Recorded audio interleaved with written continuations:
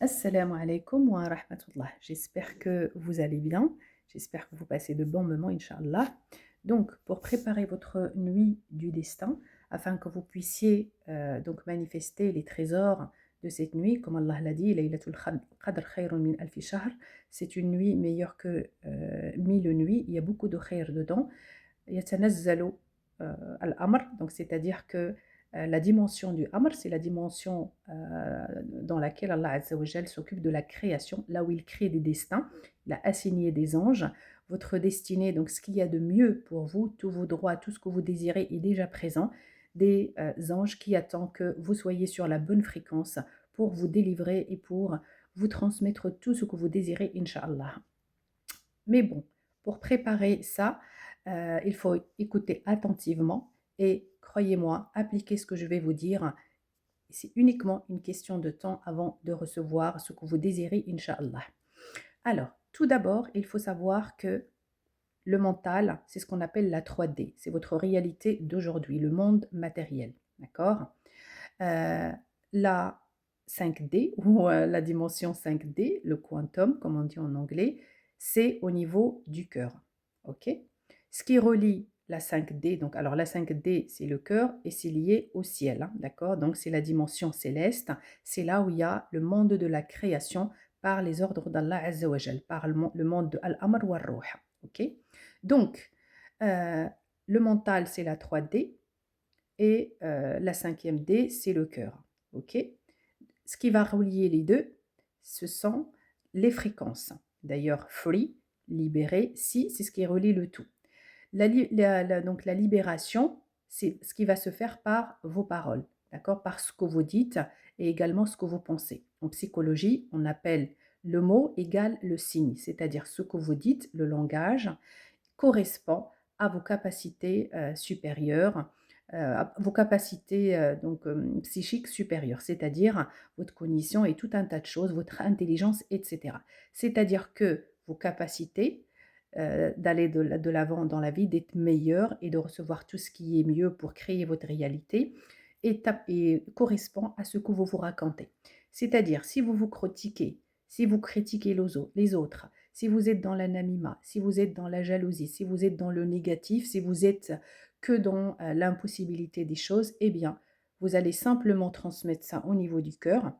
Non seulement les personnes qui sont négatives et qui sont tout le temps dans la critique, leur plexus solaire, donc le chakra qui est au niveau du ventre, a toujours des problèmes, donc collants, irritables, des problèmes d'intestin, des problèmes de digestion, etc. Mais il se cause un autre problème qui fait que donc il reste bloqué dans la troisième dimension, donc au niveau du mental. Ils ne savent pas que Allah Azza wa Jal, il a créé ce monde de manière non linéaire, c'est-à-dire dépasse l'entendement et dépasse la logique. Donc, si vous souhaitez accéder à la 5e dimension, d'accord, au quantum, eh bien, il faut d'abord vous libérer. C'est pourquoi les fréquences, donc free, libération, si, c'est ce qui va relier les deux mondes. Donc, d'abord, libérez-vous de la critique, de la culpabilité, du reproche envers vous, vis-à-vis de vous. C'est pourquoi on dit Allahumma innaka afoun tuhibbul af, fa'fu anni. Et fa'fu anni, ça commence par moi-même, d'accord. Allah ne peut vous pardonner que si vous vous pardonnez vous-même. Ensuite, libérez-vous de la critique de toute autre personne, y compris vos enfants, vos conjoints, vos collègues, etc. Trouvez donc une espèce...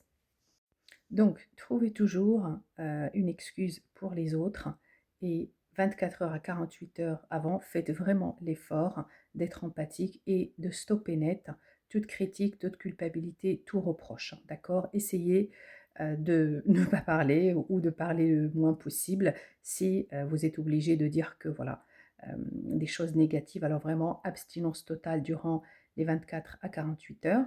Ensuite, vous allez 24 à 48 heures et le jour de la nuit du destin, vous allez vous réveiller à 2 heures du matin. 2, vous allez comprendre pourquoi. Alors, 2 heures du matin. Ensuite, vous allez faire 2 rak'at, d'accord. Première rak'at, surat al-alaq. Deuxième rak'at, surat al-qadr. Vous la connaissez. Ensuite, vous allez prendre 5 minutes pour faire une respiration très profonde.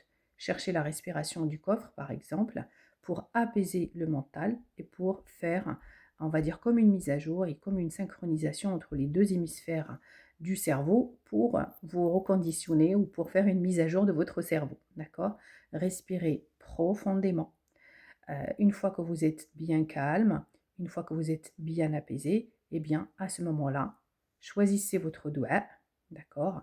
Concentrez-vous sur ce que vous souhaitez qu'Allah Azza wa Jal exauce pour vous, argent, bonheur, mari, femme, santé, entente, harmonie dans le couple, avec les enfants, voyage, science, si vous souhaitez apprendre quelque chose, intelligence, pardon, peu importe ce que vous désirez. Donc visualisez-le ou juste pensez-y l'intention et ensuite demandez à Allah Azza wa Jal de l'exaucer pour vous et demandez surtout à ce que ce que vous souhaitez vous apporte un bien et un bien pour votre communauté, donc vos parents, vos enfants, vos collègues. Donc il faut que ça soit un bien commun.